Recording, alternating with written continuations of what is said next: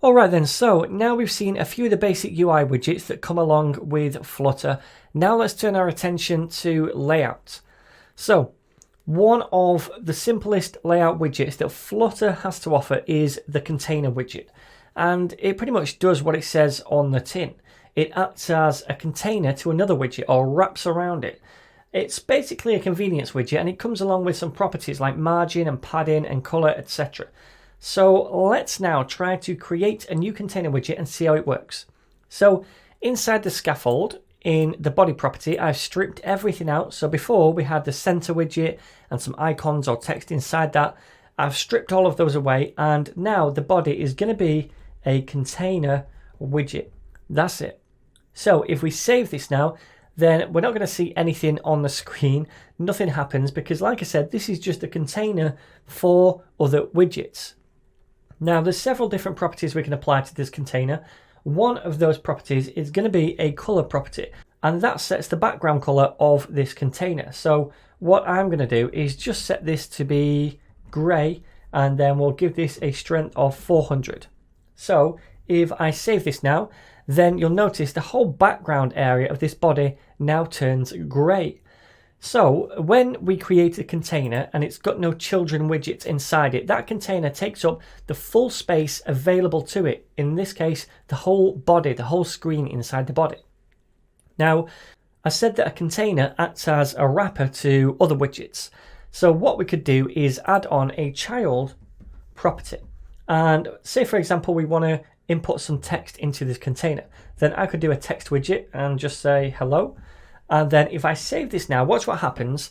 We get hello up here. And now the container, the gray bit, is only the same size as the widget inside it. So if we don't have a child widget inside it, if I get rid of that, then the container takes up the whole room available to it. But the minute we have a child, for example, a text widget, then the container restricts itself to the size of that child widget. So in this case, the size of the word hello. Okay?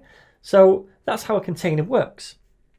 Now, one of the good things about containers is that we can add padding and margin to our child essentially. And the way we do this is by, first of all, just using a padding property. And remember, padding is the inside space of an element. So margin is the outside space, the space outside the text and container, if you like. And the padding is the inside space. So the space inside the container that is going to surround the text. And we'll see the difference in a minute. Anyway, for padding, how do we do this? We don't just write a number like 20 or something like that. Instead, we have to use something called edge insets. So edge insets is how we control space like padding and margin inside Flutter. Now we say edge insets dot, and then we use one of these different options. Symmetric, and symmetric lets us control the padding across and upwards. So if your up and down margin or up and down padding is the same and your left and right padding or margin is the same, then we'd use symmetric, and I'll show you that later on. Or we can use from left top, right bottom. So we specify individual values for the left margin or padding rather, the top padding, the right padding and the bottom padding, so we can approach all of those differently if we have different values for each one. Or we can use all, and that basically applies the same margin or padding around all sides, and that's what I'm going to do for now. So let me just say dot all, and then we pass in a value here which is going to be, I don't know, 20. So we're saying here apply 20 pixels of padding around all edges. So if I save this now, we can see the inside space inside the container around the text is 20 pixels of padding in each direction. Now, if I change this to, for example, symmetric, let me do this, symmetric, and press enter. Now, this takes two parameters. We need a horizontal value for the padding across and a vertical value for the padding in the vertical direction. So let's do the horizontal first. And we'll say that is 30. And then we'll also do a vertical, and we'll say that is 10. So up and down, it's going to be 10 pixels of padding, and left and right, it's going to be 30 pixels of padding. Now, the other option was to use something called from left top, right bottom. So this allows us to pass four values, one for the left, one for the top, one for the right, and one for the bottom. So I could say 10, and then, oops, 10.0, then I'll do 20.0, then I'll do 30.0, and then finally 40.0. So left 10 pixels, top 20 pixels, right 30 pixels, and bottom 40 pixels of padding. So if I save this now, it's going to look something like this. Okay, so they're the different kind of values we can use for padding. And it's exactly the same for margin. So I could now do another property, margin, and then, oops, it doesn't have to be in capitals, margin, and then this is going to be edge insets as well. And what I'm going to do is all to specify margin all the way around, but we could use this as well if we wanted to, or symmetric, and I'm just going to say 30 pixels all the way around. So if I save this, you're going to notice 30 pixels of margin around the container. So padding is inside the container and margin is around the container. Okay, cool.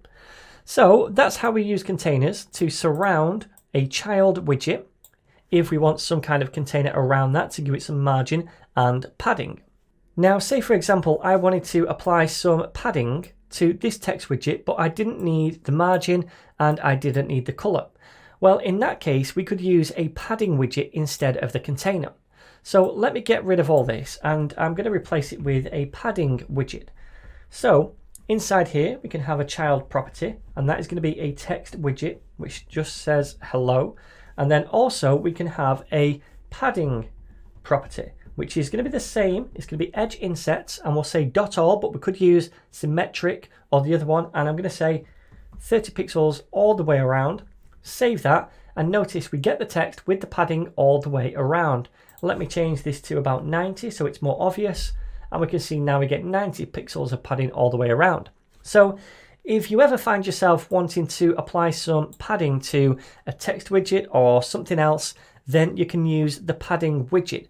But if you need a container with margin as well, or maybe a color for the container, then container is your best bet. Because the padding widget does not allow margin, we can't use a margin property.